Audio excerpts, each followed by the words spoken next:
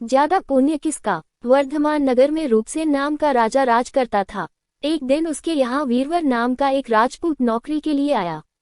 राजा ने उससे पूछा कि उसे खर्च के लिए क्या चाहिए, तो उसने जवाब दिया, 1000 तोले सोना।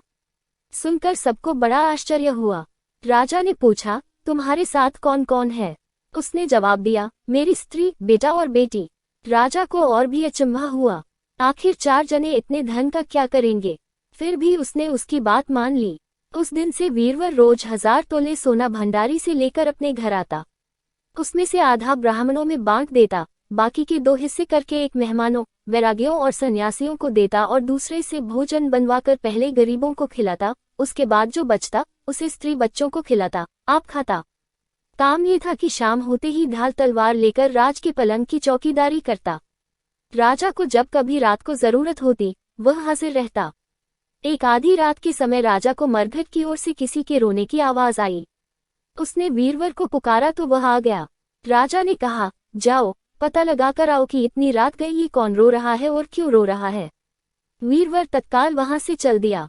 मरघट में जाकर देखता क्या है कि सिर से पांव तक एक स्त्री गहनों से लदी कभी नाचती है, कभी कूदती है और सिर पीट पीट कर रोती है, लेकिन उसकी आंखों से एक बूंद आंसू की नहीं निकलती। वीरवर ने पूछा, तुम कौन हो, क्यों रोती हो? उसने कहा, मैं राजलक्ष्मी हूँ। रोती इसलिए हूँ कि राजा विक्रम के घर में खोटे काम होते हैं, इसलिए वहां दरिद्रता का डेरा पड़ने वाला है। मैं वहां से चली जाऊंगी और राजा दुखी होकर 1 महीने में मर जाएगा। सुनकर वीरवर ने पूछा, इससे बचने का कोई उपाय है? स्त्री बोली, हाँ है। यहाँ से पूरब में 1 योजन पर एक देवी का मंदिर है। अगर तुम उस देवी पर अपने बेटे का शीश चढ़ा दो तो विपदा टल सकती है। फिर राजा 100 बरस तक बेखट के राज करेगा। वीरवर घर आया और अपनी स्त्री को जगाकर सब हाल कहा। स्त्री ने बेटे को जगाया, बेटी भी जाग पड़ी। जब बालक ने बात सुनी तो वह खुश होकर बोला, आप मेरा शीश काटकर जरूर चढ़ा दें।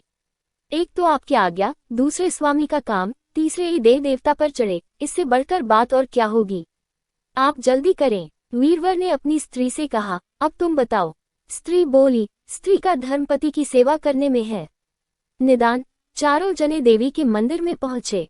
वीरवर ने हाथ जोड़कर कहा, हे देवी, मैं अपने बेटे की बलि देता हूँ।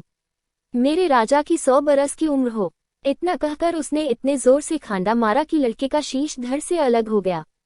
भाई का ये हाल देखकर बहन ने भी खांडे से अपना सिर अलग कर डाला। बेटा बेटी चले गए तो दुखी माँ ने भी उन्हीं का रास्ता पकड़ा और अपनी गर्दन काट दी। वीरवर ने सोचा कि घर में कोई नहीं रहा तो मैं ही जीकर क्या करूंगा। उसने भी अपना सिर काट डाला। राजा को जब यह मालूम हुआ तो वह वहां आया। उसे बड़ा दुख हुआ कि उसके लिए 4 प्राणियों की जान चली गई। वह सोचने लगा कि ऐसा राज कर